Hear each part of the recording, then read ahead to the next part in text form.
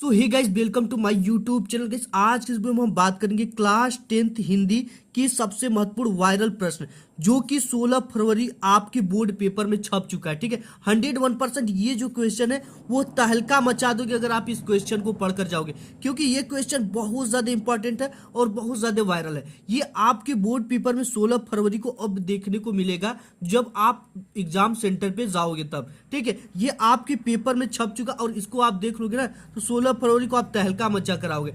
इस वीडियो में आप देखोगे 25 बहुविकल्पी प्रश्न। ठीक है, 25 तो बहुविकल्पी प्रश्न जो कि काफी इंपॉर्टेंट है और आपके बोर्ड एग्जाम में आएंगे। और एक गद्य देखोगे, एक पद्य देखोगे, एक संस्कृत के गद्य देखोगे और एक संस्कृत के पद्य देखोगे। ये गद्य पद इतना ज्यादा इंपॉर्टेंट है ना, 101% आपके बोर्ड एग्जाम में बिल्कुल छप चुका है 16 फरवरी के पेपर में। ठीक है, तो 16 फरवरी को 101% बोर्ड परीक्षा में ये सभी प्रश्न आपके आएंगे। ठीक है, तो देखो पहला जो हम क्या देखेंगे, बहुविकल्पी प्रश्न देखेंगे, इसके बाद गद्य, इसके बाद पद, इसके बाद संस्कृत का गद्य पद्य देखेंगे। ठीक है, तो एक एक चीजों को हम डिटेल्स में समझते चलेंगे। ये सब चीजें आपके बोर्ड एग्जाम में आ रही है। ठीक है, बोर्ड एग्जाम की जो पहला पेपर होता है आपको इसी तरह के क्वेश्चन आते हैं। निम्नलिखित कथनों से कोई एक कथन सही है उसे पहचान कर लिखिए। ठीक है, तो यहाँ पे दे रखा है कि गोदान मुंशी प्रेमचंद का प्रसिद्ध महाकाव्य है, ये गलत है। ठीक है, हजारी प्रसाद द्विवेदी एक ख्याति लब्ध कवि है, गलत है।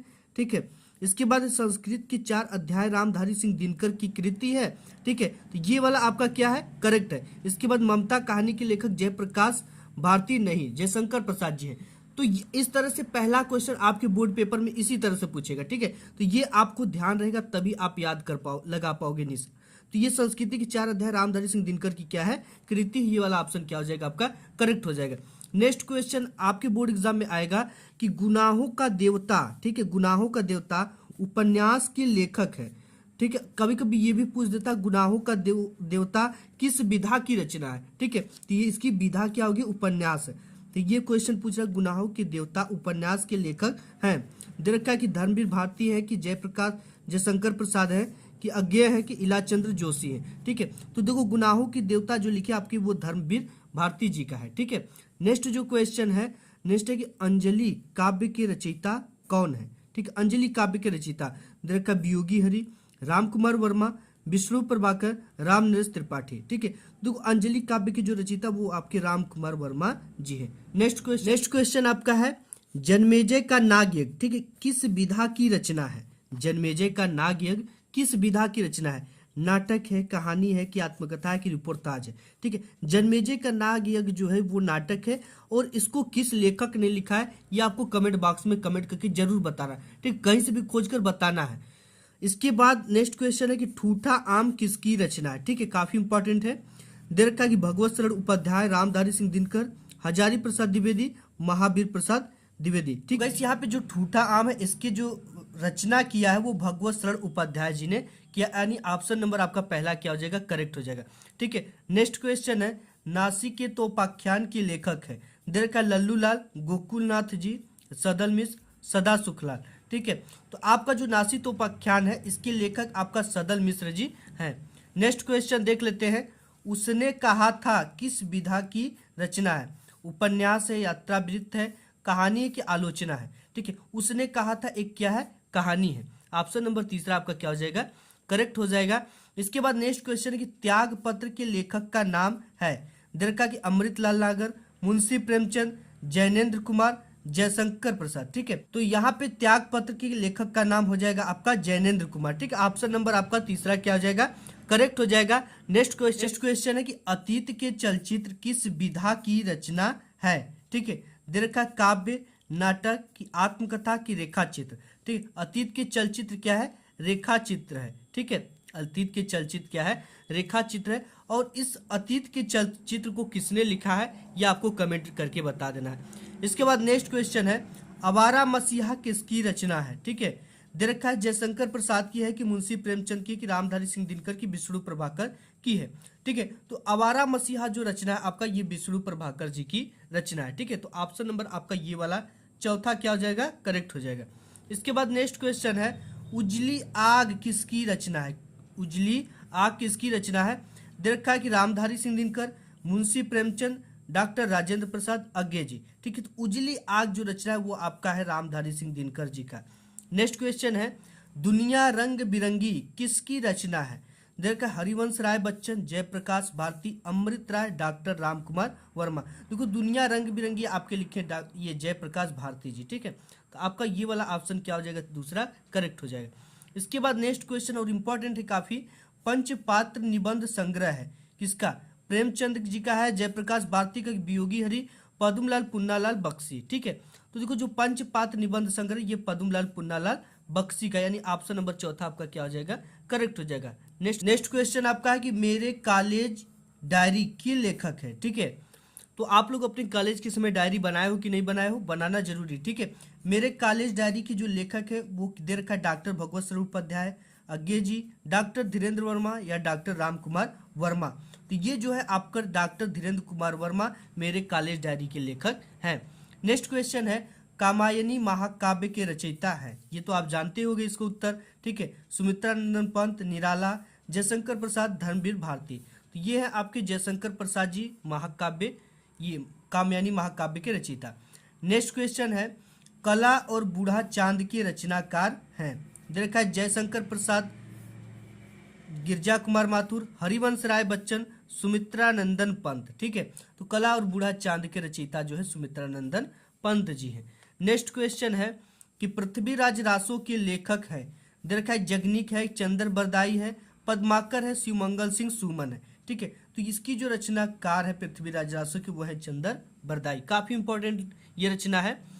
फिर नेक्स्ट क्वेश्चन है कि शोक विकल सब रोही रानी, रूपशील बल तेज बखानी में कौन सा रस है, ठीक है। तो आप यहाँ पे देख सकते हो शोक किया जा रहा है और यहाँ पे रोना धोना मचा हुआ है, ठीक है। तो इसमें जो अलंकार होगा वो कौन सा होगा? देखा भयानक रस, करुण रस, विभत्स रस, भयानक रस, ठीक है। तो ये आपका जब भी होगा करुण रस होगा, ठीक है, क्योंकि इसमें शोक है जो कि इस करुण का स्थायी भाव है और रोआ जा रहा है, इसमें दुख व्यक्त किया जा रहा है, अर्थात ये जो भी होगा तब आपका क्या होगा? करुण रस होगा। नेक्स्ट क्वेश्चन है माता पिता में कौन सा समास है, ठीक है।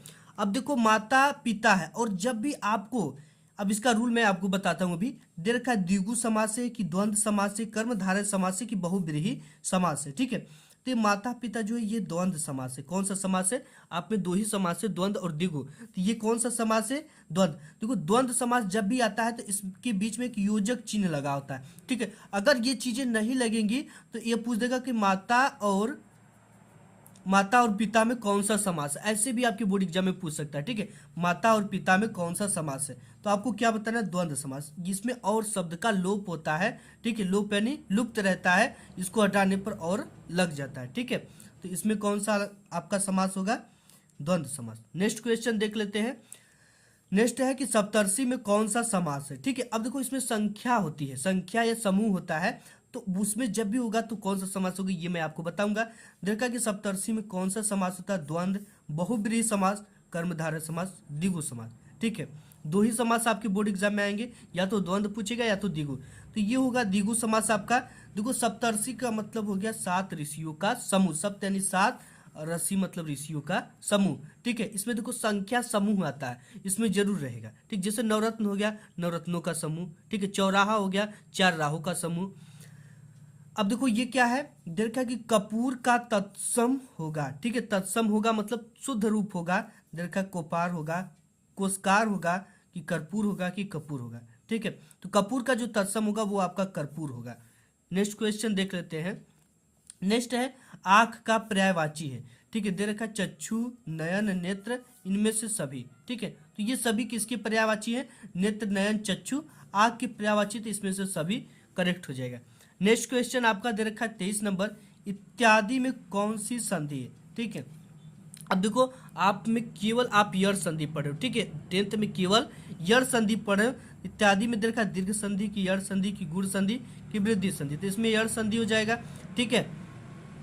यर संधि इसका नियम मैंने डिटेल्स में बताया एक वीडियो में, आप उस वीडियो को जरूर देख लीजिए। नेक्स्ट क्वेश्चन आपका है 24 नंबर, मधु शब्द के चतुर्थी विभक्ति एक वचन रूप है, ठीक है।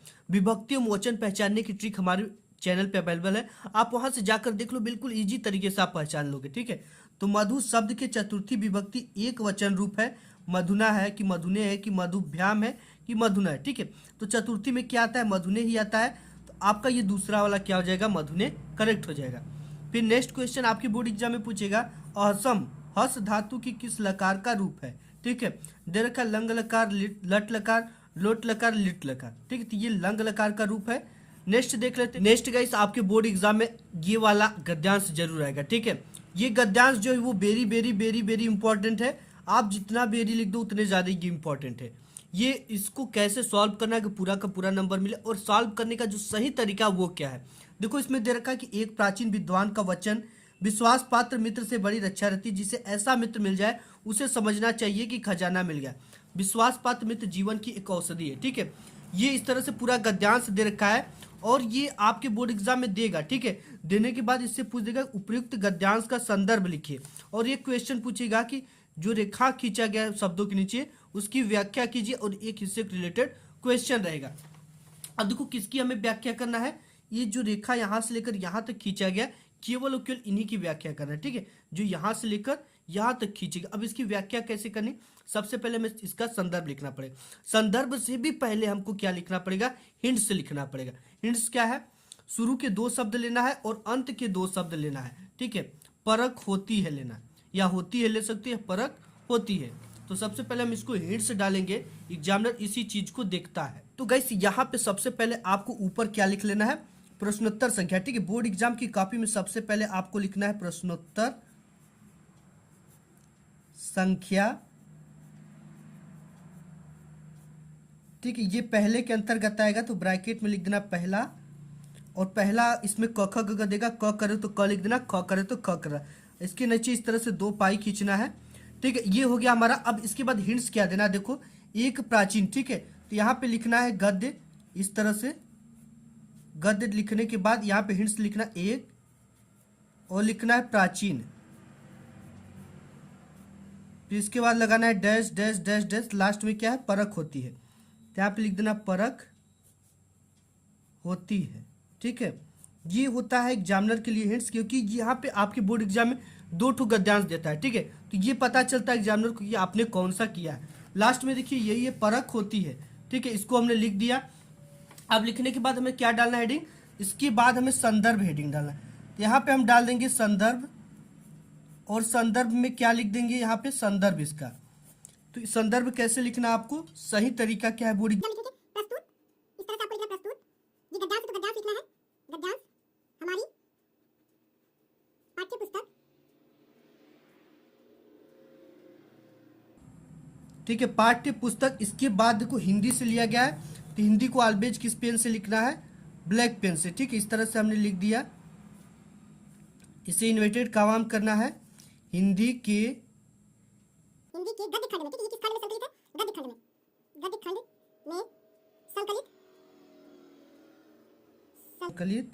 अब ये किस शीर्षक से लिया गया, मित्रता। ठीक है, तो लिख देंगे मित्रता, इस तरह से इन्वर्टेड कॉमा में, नामक पाठ से लिया गया है।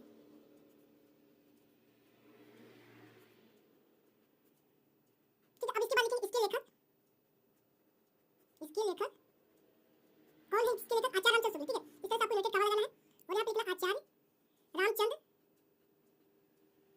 आचार्य रामचंद्र शुक्ल। ठीक है, आचार्य रामचंद्र शुक्ल जी। है। इस तरह से आपको क्या लिख दिया आपने, संदर्भ। ठीक है, इसी तरह से आपको बोर्ड में एग्जाम में लिखना है कि प्रस्तुत गद्यांश हमारी पाठ्य पुस्तक हिंदी गद्य खंड में संकलित मित्रता नामक पाठ से लिया गया।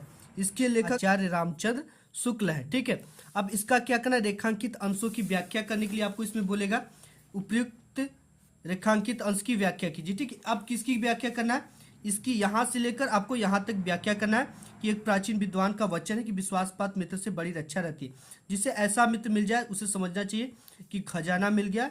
ठीक है, विश्वासपात मित्र जो है जीवन की एक औषधि है। हमें यहाँ पे क्या डालना है, रेखांकित अंश की व्याख्या डालना है संदर्भ के बाद, और यहाँ पे लिखना उपयुक्त पंक्ति में लेखक कहता है कि एक बहुत पहले विद्वान का कहना है कि अच्छे मित्र में उत्तम वैद्य के समान निपुणता तथा परख होती है। जैसे एग्जाम्पल दिया कि अच्छा वैद्य रोगी के शारीरिक दोषों को चतुरता से समझ लेता है और रोगों को परख कर उनकी उचित चिकित्सा करता है, उसी प्रकार एक सच्चा मित्र होता है, अपने मित्र की बुराइयों को समझकर वो उसे दूर कर देता है।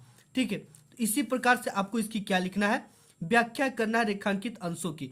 बिल्कुल इसमें यही कवि कहना चाहता है कि जो अच्छे मित्र होते हैं वो एक वैद्य के समान होते हैं। जिस प्रकार वैद्य एक रोगी को देखकर, उसके सकुशल वैद्य रोगी को देखकर ही बता दे कि इसमें कौन सी रोग है और उसकी दवा दे दे वो सही हो जाए, उसी प्रकार एक सच्चा मित्र औषधि के समान होता है। नेक्स्ट देख, इसमें आपका एक क्वेश्चन है कि लेखक ने सच्ची मित्रता की तुलना किससे की है। देना है कि लेखक ने सच्ची मित्रता की तुलना उत्तम वैद्य से की है।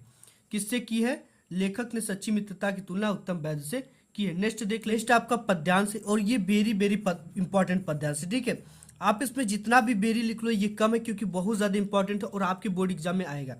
ये दे रखा कि यही कहीं पर बिखर गई वह भग्न विजय माला सी, उसके फूल यहाँ संचित है यह स्मृति शाला सी। ठीक है, पूछ रखा कि प्रस्तुत पद्यांश का संदर्भ लिखिए और रेखांकित अंश की व्याख्या कीजिए। रानी की स्मृति शाला क्या है? उक्त पंक्ति में कौन सा रस है? ठीक है, इन सभी चीजों को लिखना है। तो सबसे पहले हम इसका क्या लिखेंगे? संदर्भ लिखेंगे। ठीक है, संदर्भ में कैसे लिखना है?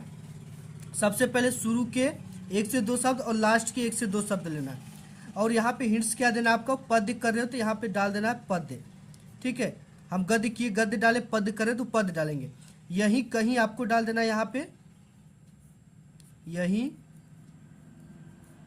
कहीं। अब डैश डैश डैश आपको इस तरह से लगाना है। लास्ट क्या है? सालासी, तो यहाँ पे डाल देना सालासी। ठीक है, इस तरह से आपको करना। इसके बाद आपको इसका संदर्भ लिखना है। अब देखो इसमें संदर्भ आपको कैसे लिखना है। ठीक है, और लिखने का जो सही तरीका होता है वो क्या होगा? यहाँ पे संदर्भ डाल दिया और ये क्या है?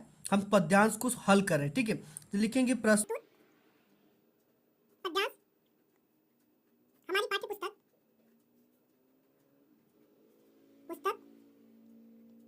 पाठ्य पुस्तक क्या रहेगा? हमारा हिंदी रहेगा। तो यहाँ पे मैं ब्लैक पेन से लिखना हिंदी, इस तरह से हिंदी के काव्य खंड में, ये देखो काव्य खंड लिखा है। ठीक है, पद का क्या लिखा है? काव्य खंड में संकलित किस पाठ से लिया गया है? ये झांसी की रानी समाधि पर से लिया गया। ठीक है, यहाँ पे भी लिखना है झांसी की रानी से लिया गया है। किस पाठ से लिया गया? झांसी की रानी पाठ से लिया गया।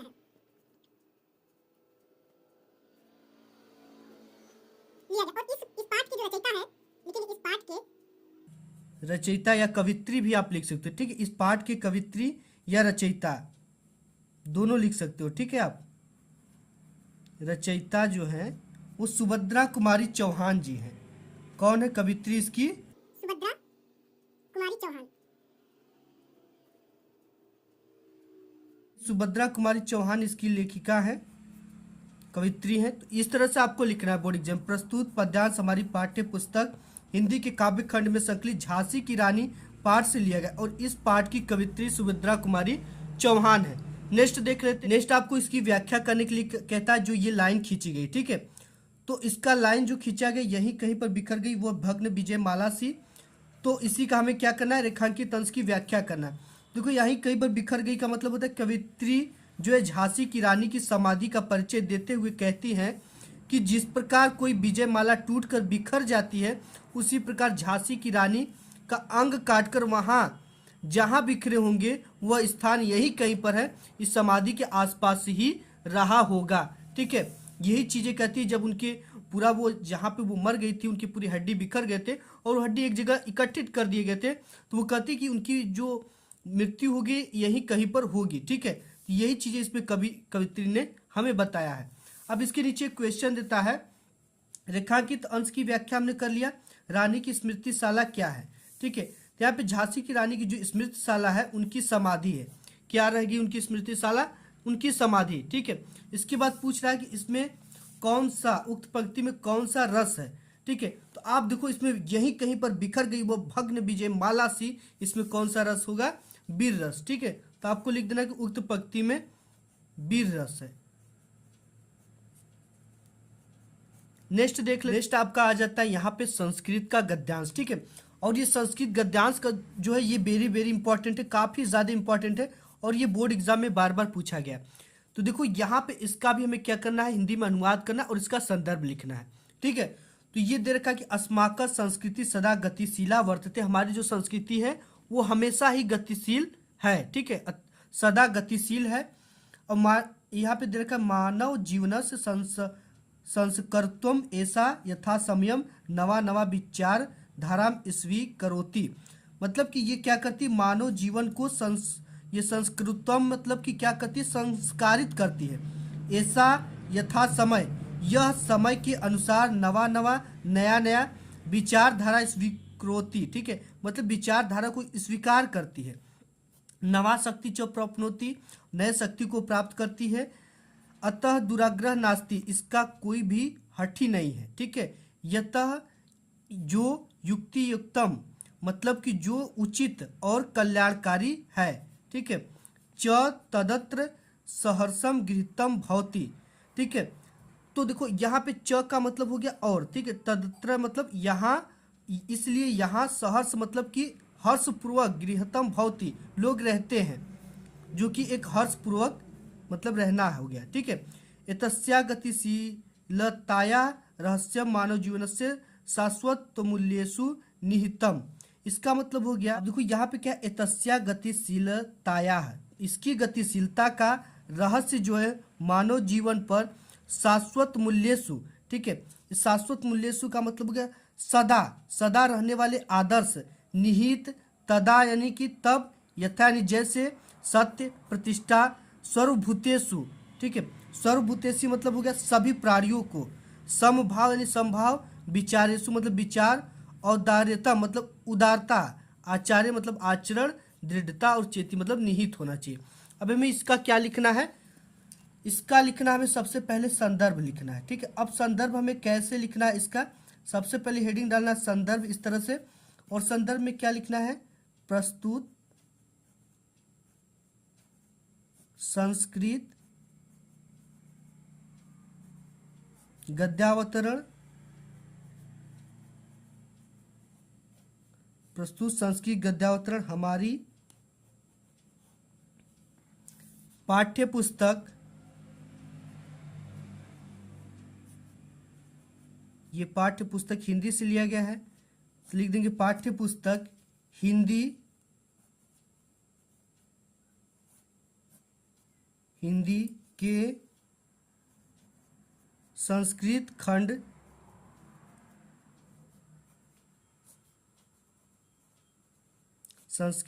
में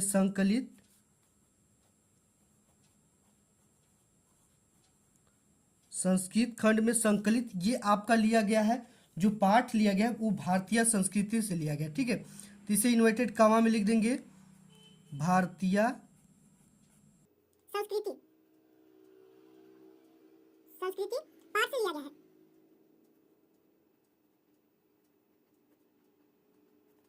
इस तरह से आपको क्या लिखना है, इसके लिखना है ये संदर्भ, प्रस्तुत संस्कृत गद्यावतरण हमारी पाठ्य पुस्तक हिंदी के संस्कृत खंड में संकलित भारतीय संस्कृति पाठ से लिया गया है। अब देखो इसका जो हमें हिंदी में हमने अनुवाद किया, यहाँ पे आपको हिंदी में अनुवाद भी लिखना है, ठीक है। हेडिंग क्या डालना है, हिंदी में अनुवाद, इस तरह से हेडिंग डालना के नीचे 2 पाई रहेगा। तो यही चीजें बिल्कुल है कि हमारी संस्कृति सदा गतिशील है, मानव जीवन को संस्कारित करने के लिए यह समय समय पर नई नई विचारधाराओं को स्वीकार करती है और नई शक्ति प्राप्त करती है। यहाँ हठ नहीं है, जो उचित और कल्याणकारी है वह यहाँ हर्षपूर्वक स्वीकार होता है। इसकी जो गतिशीलता का रहस्य मानव जीवन को सदा रहने वाले आदर्श जैसे सत्य की प्रतिष्ठा, सभी प्राणियों में समभाव, विचारों में उदारता और आचरण में दृढ़ता निहित है, ठीक है। नेक्स्ट देख लेते हैं, आपका एक पद्यांश श्लोक है, ये वेरी वेरी इंपॉर्टेंट श्लोक है, ठीक है, काफी इंपॉर्टेंट है और बोर्ड एग्जाम में बार बार पूछा गया है। तो सबसे पहले अब्दो दुरागमी, इसका हमें क्या लिखना पड़ेगा, इसका संदर्भ लिखना पड़ेगा, ठीक है, तब इसका हम अर्थ समझेंगे। तो इसका संदर्भ क्या लिखेंगे, प्रस्तुत। अब देखो ये श्लोक है तो इसको डायरेक्टली लिख देंगे क्या, श्लोक हमारी पाठ्य पुस्तक हिंदी है, हमें क्या लिखना पड़ेगा यहाँ पे, हिंदी, इस तरह से इन्वर्टेड कॉमा में हिंदी के संस्कृत खंड में संकलित। अब ये किस पाठ से लिया गया है, प्रबुद्धो ग्रामीण, ठीक है। तो यहाँ पे हम डाल देंगे प्रबुद्धो और यहाँ पे हटेगा हमारा ग्रामीण।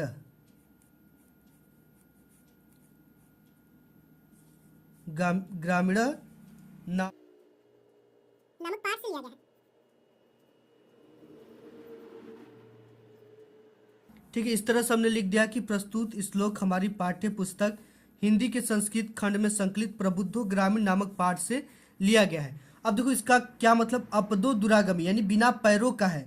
च साक्षरो न च पंडित, ये साक्षर भी नहीं है ना ही कोई पंडित है। अमुख स्फुट वक्ता मतलब कि मुख से स्पष्ट बोलता है। चयो जनाती, इसको जो जानता है वो पंडित कहा जाता है, ठीक है। यही है, बिना पैरों का है किंतु दूर तक जाता है, साक्षर है किंतु पंडित नहीं है, मुख विहीन होने पर भी स्पष्ट बोलने वाला है, इसे जो जानता है वो पंडित है। इसका स्पष्ट एकदम आसान है, इसी तरह से आपको करना है और आपके पूरे के पूरे नंबर मिलेंगे। तो आज की इस वीडियो में बस इतना ही, मिलेंगे एक नेक्स्ट वीडियो में, तब तक के लिए धन्यवाद।